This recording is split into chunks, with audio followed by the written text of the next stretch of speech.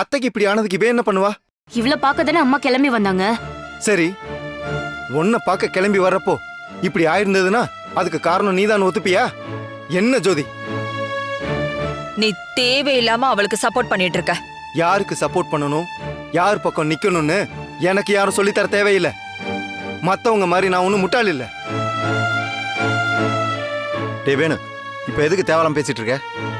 நாங்களே அம்மாவுக்கு என்னாச்சு ஏதாச்சுன்னு டென்ஷன்ல இருக்கோம். சும்மா இருடா.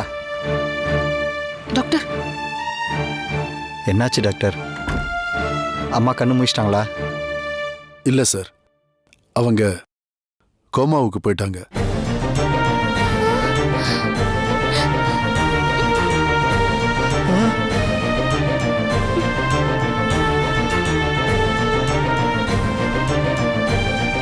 எங்களால முடிஞ்ச அளவுக்கு உயிருக்கு எந்த ஆபத்து இல்லாம காப்பாத்திட்டோம். ஆனா அவங்க எப்ப கண்ணை முழிப்பாங்கன்னு எங்களால இப்ப உறுதியா சொல்ல முடியாது. ஒரு வாரம் ஹாஸ்பிட்டல்லே வச்சு பார்ப்போம். அதுக்குள்ள அவங்க ரெக்கவரி ஆயிட்டா பிரச்சனை இல்லை. அதுக்கு மேலேயும் அவங்களுக்கு நினைவு திரும்பலன்னா நீங்க வீட்டில் கூட வச்சு பார்த்துக்கலாம். எங்க சைட்ல நாங்க ஒரு ஹோம் நர்ஸ் கூட ரெடி பண்ணி கொடுத்துறோம். அவங்க கண்ணு முழிக்கிற வரைக்கும் வீட்டில் வச்சே நீங்க பார்த்துக்கலாம்.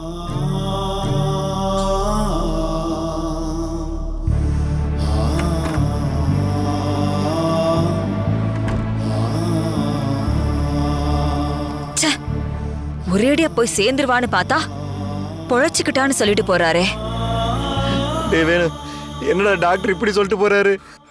சரி விடுங்க மாமா, அதான் உயிருக்கு ஆபத்துலன்னு சொல்லிட்டார்ல, அத்தை சீக்கிரமே கண்ணு முழிச்சிருவாங்க.